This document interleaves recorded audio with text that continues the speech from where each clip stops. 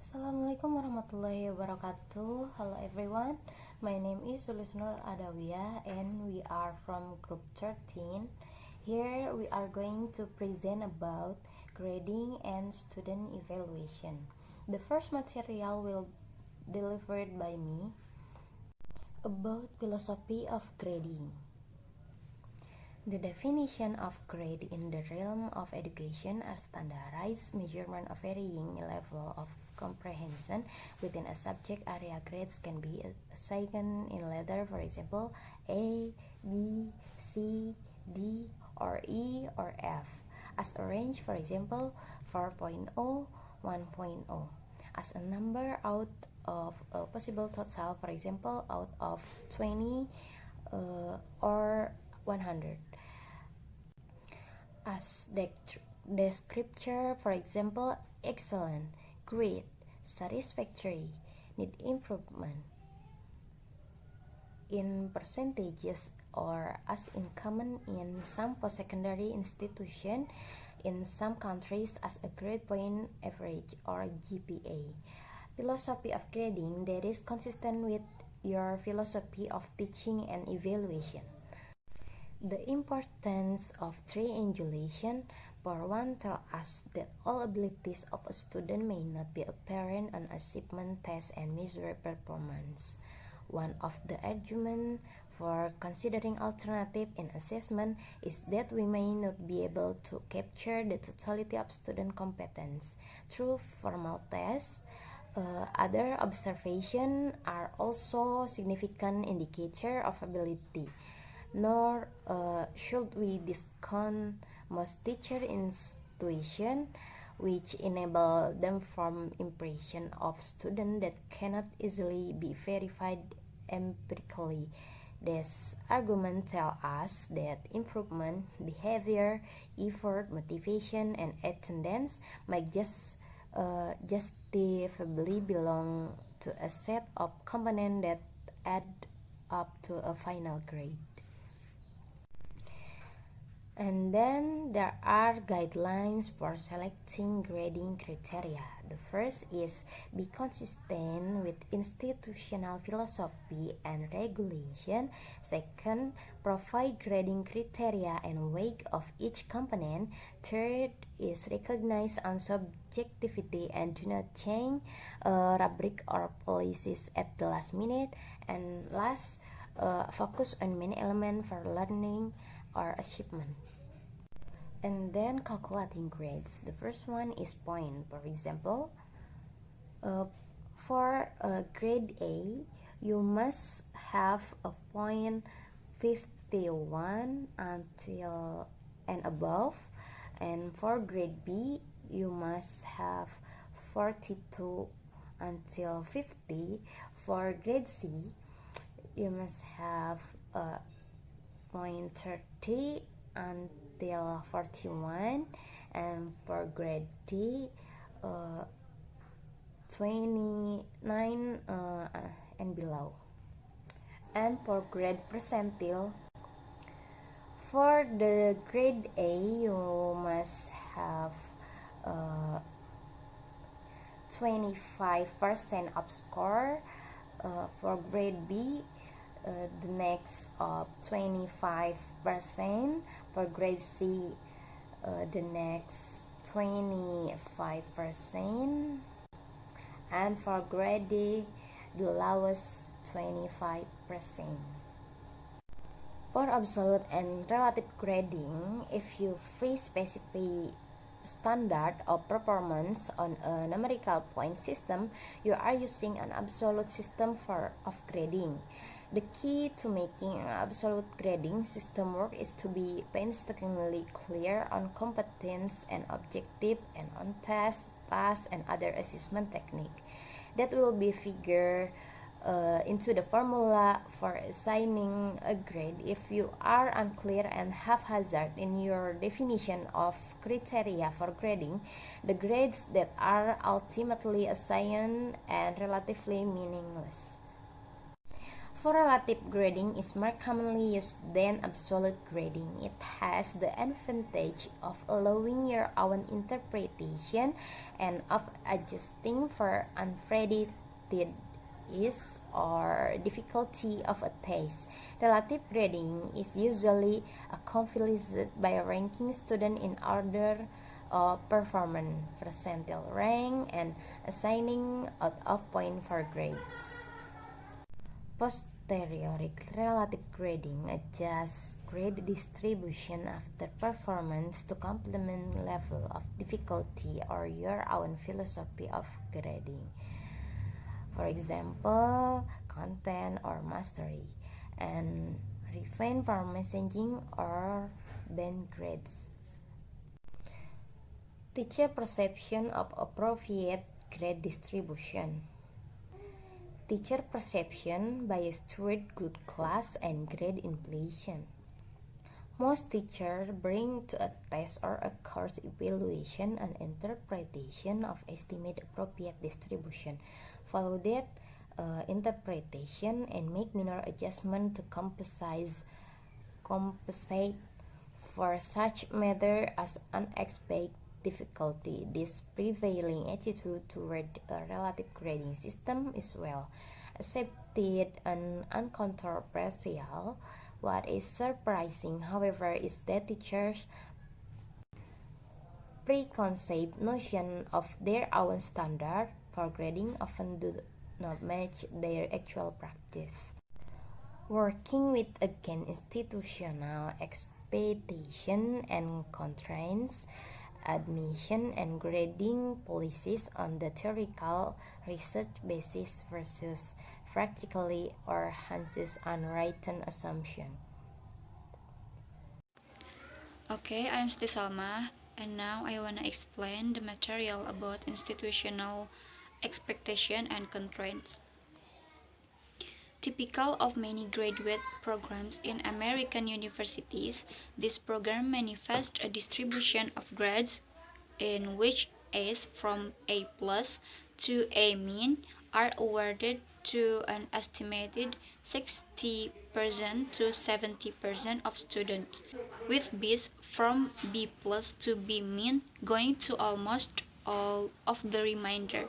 Transcript evaluators at college and universities are faced with variation across institutions on what is deemed to be the threshold level for entry from a high school or another university. For many institutions around the world, the concept of letter grades is foreign. When systems, usually 100 point or percentage, are more common globally than the letter grades used almost universally in the US. Either way, we are bound by an established a subsystem. We have become accustomed in the United States to calculating grade point average or GPAs for defining admissibility. A equal to 4, B equal to 3, C equal to 2, and D equal to 1. With not, some institutions use a 5-point system and others use a 9-point system.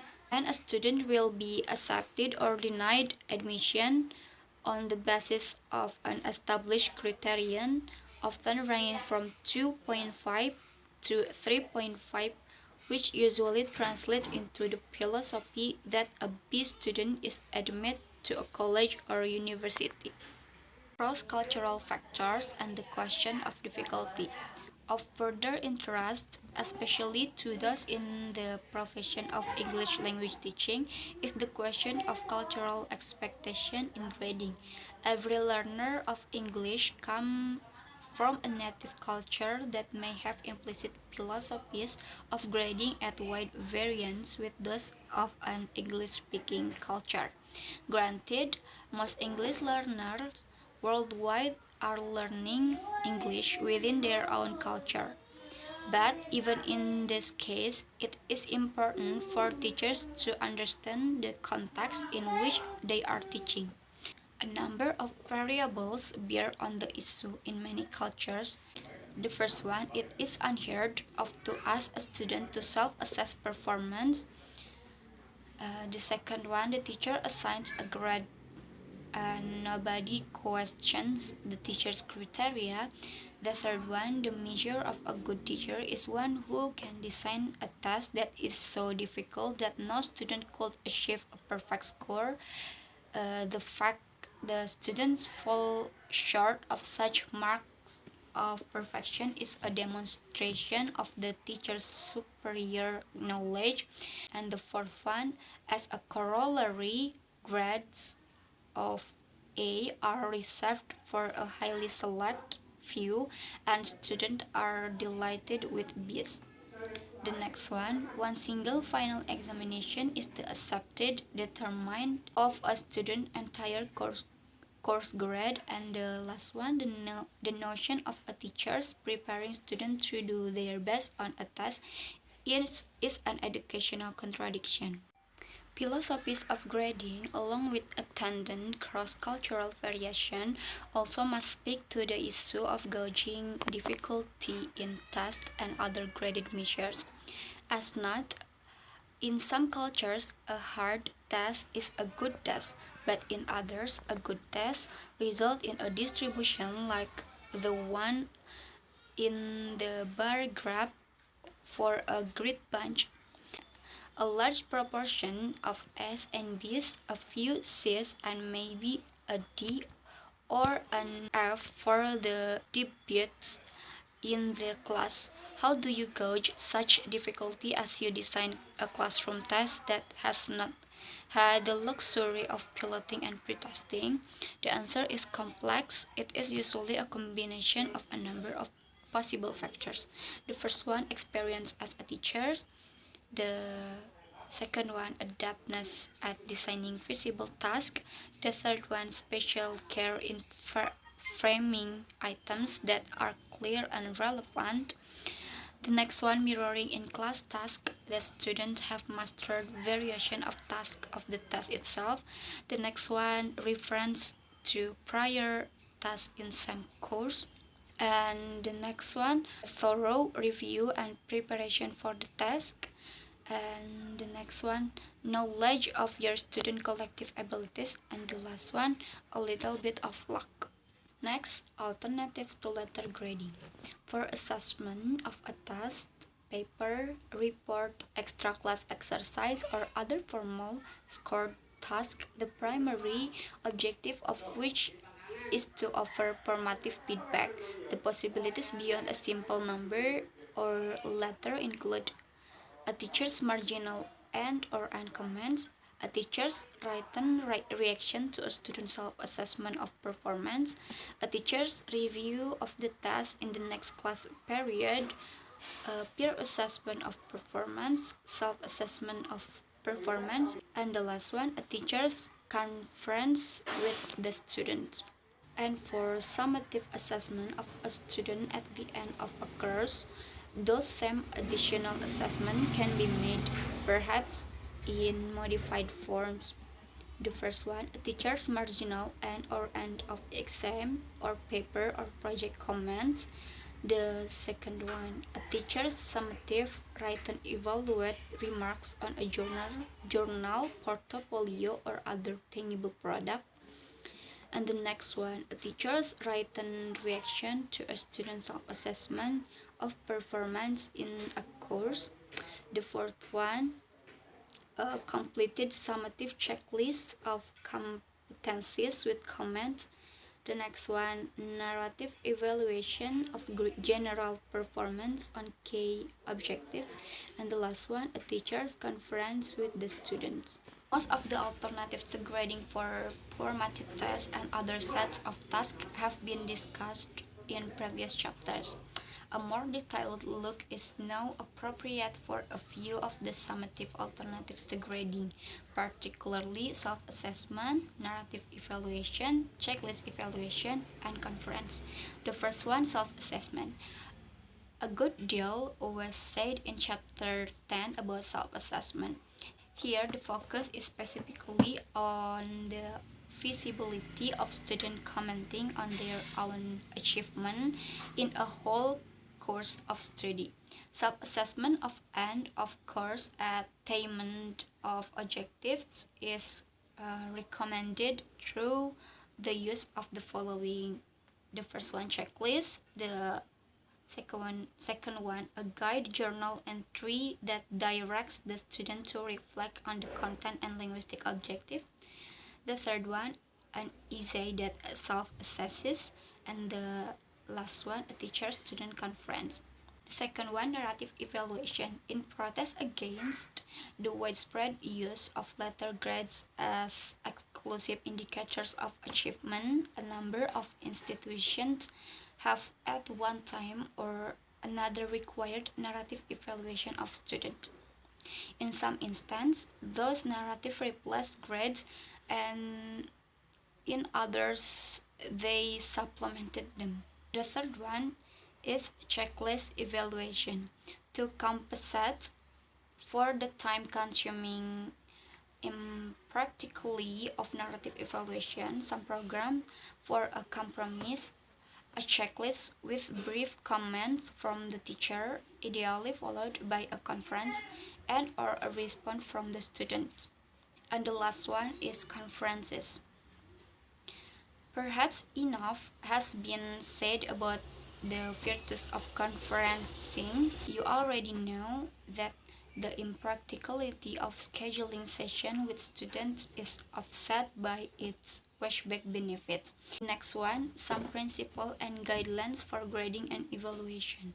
To sum up, I hope you have become a little better informed about the widely accepted practice of grading students, whether on a separate task, on a summative evaluation of performance in a course. You should now understand that.